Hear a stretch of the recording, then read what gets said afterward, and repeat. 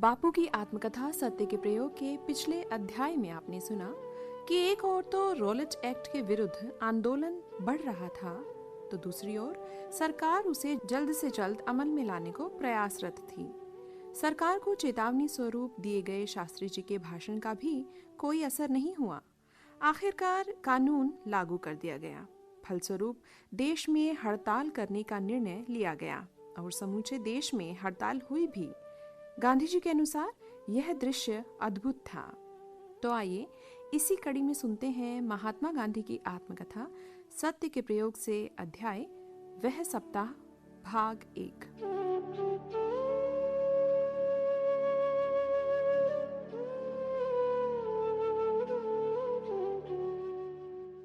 दक्षिण में थोड़ी यात्रा करके संभवतः 4 अप्रैल को मैं बंबई पहुंचा। शंकरलाल बैंकर का तार था कि 6 की तारीख मनाने के लिए मुझे बंबई में मौजूद रहना चाहिए। पर इससे पहले दिल्ली में तो हड़ताल 30 मार्च के दिन ही मनाई जा चुकी थी। दिल्ली में स्वर्गीय श्रद्धानंद जी और मरहूम हकीम साहब अजमल खां की दुहाई फिरती थी। 6 अप्रैल तक हड़ताल की अवधि बढ़ाने की सूचना दिल्ली देर से पहुंची थी। दिल्ली में उस दिन जैसी हड़ताल हुई वैसी पहले कभी नहीं हुई थी। ऐसा जान पड़ा मानो हिंदू और मुसलमान दोनों एक दिल हो गए हों। श्रद्धानंद जी को जामा मस्जिद में निमंत्रित किया गया और वहां उन्हें भाषण करने दिया गया। अधिकारी ये सब सहन नहीं कर पाए। रेलवे स्टेशन की तरफ जाते हुए जुलूस को पुलिस ने रोका और गोलियां चलाईं। कितने ही लोग घायल हुए, कुछ जान से मारे गए। जो हाल दिल्ली का था वही लाहौर अमृतसर का भी रहा। अमृतसर से डॉक्टर सत्यपाल और किचलू के तार आए थे कि मुझे वहां तुरंत पहुंचना चाहिए। इन 2 भाइयों को मैं उस समय बिल्कुल जानता नहीं था, पर वहां भी इस निश्चय की सूचना भेजी थी कि दिल्ली होकर अमृतसर पहुंचूंगा। 6 अप्रैल के दिन बंबई में सवेरे सवेरे हजारों लोग चौपाटी पर स्नान करने गए और वहां से ठाकुरद्वार यानी माधव बाग जाने के लिए जुलूस रवाना हुआ। उसमें स्त्रियां और बच्चे भी थे। जुलूस में मुसलमान भी अच्छी संख्या में सम्मिलित हुए थे। इस जुलूस से मुसलमान भाई हमें एक मस्जिद में ले गए। वहां श्रीमती सरोजनी देवी से और मुझसे भाषण करवाए। वहां श्री विट्ठलदास जेरा जानी ने स्वदेशी और हिंदू मुस्लिम एकता की प्रतिज्ञा लेवाने का सुझाव रखा। मैंने ऐसी उतावली में प्रतिज्ञा कराने से इनकार किया और जितना हो रहा था उतने से संतोष करने की सलाह दी। की हुई प्रतिज्ञा फिर तोड़ी नहीं जा सकती।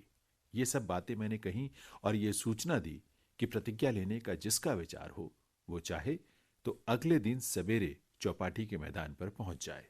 मुंबई की हड़ताल संपूर्ण थी।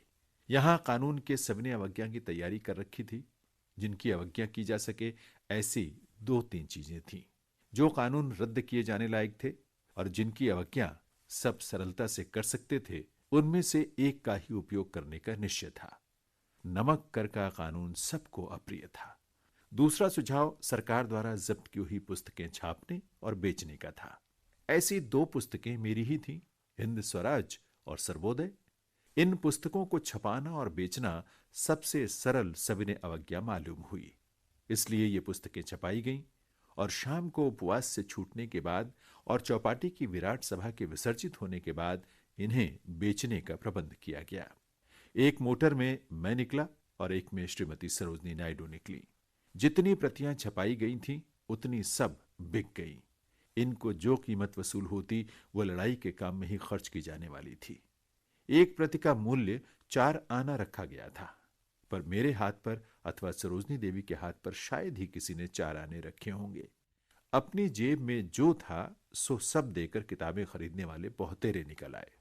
लोगों को समझा दिया गया था कि खरीदने वाले के लिए भी जेल का खतरा है।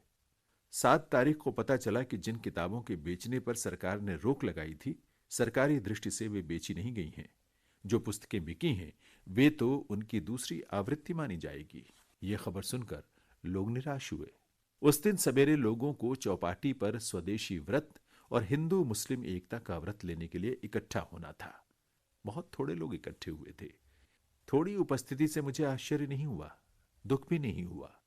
7 अप्रैल की रात को मैं दिल्ली अमृतसर जाने के लिए रवाना हुआ। 8 को मथुरा पहुंचने पर कुछ ऐसी भनक कान तक आई कि शायद मुझे गिरफ्तार करेंगे। मथुरा के बाद एक स्टेशन पर गाड़ी रुकती थी। वहां आचार्य गिडवानी मिले। उन्होंने मेरे पकड़े जाने के बारे में पक्की खबर दी और जरूरत हो तो अपनी सेवा अर्पण करने के लिए कहा।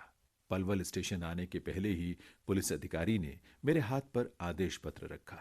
आदेश इस प्रकार का था, आपके पंजाब में प्रवेश करने से अशांति बढ़ने का डर है, इसलिए आप पंजाब की सीमा में प्रवेश न करें। आदेश पत्र देकर पुलिस ने उतर जाने को कहा।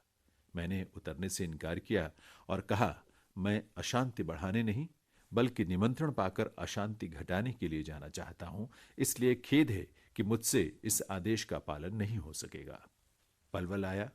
महादेव मेरे साथ थे। उनसे मैंने दिल्ली जाकर श्रद्धानंद जी को खबर देने और लोगों को शांत रखने के लिए कहा। साथ ही लोगों को समझाने के लिए कहा कि मुझे सजा होने पर भी उनके शांत रहने में ही हमारी जीत है। मुझे पलवल स्टेशन पर उतार लिया गया और पुलिस के हवाले किया गया। फिर दिल्ली से आने वाली किसी ट्रेन के तीसरे दर्जे के डिब्बे में मुझे बैठाया गया। मथुरा पहुंचने पर मुझे पुलिस की बैरक में ले गए। सुबह 4 बजे मुझे जगाया गया और बंबई जाने वाली मालगाड़ी में बैठा दिया गया। दोपहर को मुझे सवाई माधोपुर स्टेशन पर उतारा गया। वहां बंबई की डाकगाड़ी में लाहौर से इंस्पेक्टर बोरिंग आए। उन्होंने मेरा चार्ज लिया। अब मुझे पहले दर्जे में बैठाया गया। साथ में साहब भी बैठे। अभी तक मैं एक साधारण कैदी था, अब जेंटलमैन कैदी माना जाने लगा। साहब ने सर माइकल ऑडवायर का बखान शुरू किया। उन्हें मेरे विरुद्ध तो कोई शिकायत है ही नहीं, किंतु मेरे पंजाब जाने से उन्हें अशांति का पूरा भय है आदि बातें कहकर मुझे स्वेच्छा से लौट जाने और फिर से पंजाब की सीमा पार न करने का अनुरोध किया। मैंने उनसे कह दिया कि मुझसे इस आज्ञा का पालन नहीं हो सकेगा और मैं स्वेच्छा से वापस जाने को तैयार नहीं हूं। इसलिए साहब ने लाचार होकर कानूनी कार्रवाई करने की बात कही। मैंने पूछा, लेकिन ये तो कहिए कि आप मेरा क्या करना चाहते हैं? वे बोले, मुझे पता नहीं, मैं दूसरे आदेश की राह देख रहा हूं। अभी तो मैं आपको बंबई ले जा रहा हूं। सूरत पहुंचने पर किसी दूसरे अधिकारी ने मुझे अपने कब्जे में लिया। उसने मुझे रास्ते में कहा, आप रिहा कर दिए गए हैं, लेकिन आपके लिए मैं ट्रेन को मरीन लाइन्स स्टेशन के पास रुकवाऊंगा।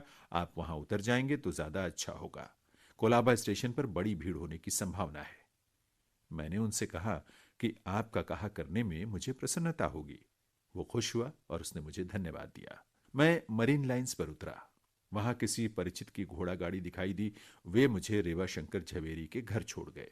उन्होंने मुझे खबर दी, आपके पकड़े जाने की खबर पाकर लोग क्रुद्ध हो गए हैं और पागल से बन गए हैं। पायधुनी के पास दंगे का खतरा है। मजिस्ट्रेट और पुलिस वहां पहुंच गई है। मैं घर पहुंचा ही था कि इतने में उमर सोबानी और अनुसुईया बहन मोटर में आए और उन्होंने मुझे पायधुनी चलने को कहा। उन्होंने बताया, लोग अधीर हो गए हैं और बड़े उत्तेजित हैं। हम में से किसी के किए शांत नहीं हो सकते। आपको देखेंगे तभी शांत होंगे। मैं मोटर में बैठ गया। पायधुनी पहुंचते ही रास्ते में भारी भीड़ दिखाई दी। लोग मुझे देखकर हर्षोन्नत हो उठे। मैं हाथ जोड़कर लोगों से प्रार्थना कर रहा था कि वे शांत रहें। अब्दुल रहमान गली में से क्रॉफर्ड मार्केट की ओर जाते हुए जुलूस को रोकने के लिए घुड़सवारों की एक टुकड़ी सामने से आ पहुंची। वे जुलूस को किले की ओर जाने से रोकने की कोशिश कर रहे थे। लोग वहां समा नहीं रहे थे। लोगों ने पुलिस की पांत को चीरकर आगे बढ़ने के लिए जोर लगाया। वहां हालत ऐसी नहीं थी कि मेरी आवाज सुनाई पड़ सके। ये देखकर घुड़सवारों की टुकड़ी के अफसर ने भीड़ को तितर बितर करने का हुक्म दिया और अपने भालों को घुमाते हुए इस टुकड़ी ने एकदम घोड़े दौड़ाने शुरू कर दिए। इस तरह लोगों को तितर बितर किया गया और आगे बढ़ने से रोका गया। हमारी मोटर को आगे जाने से रोक दिया गया। मैंने कमिश्नर के कार्यालय के सामने मोटर रुकवाई और मैं उससे पुलिस के व्यवहार की शिकायत करने के लिए उतरा।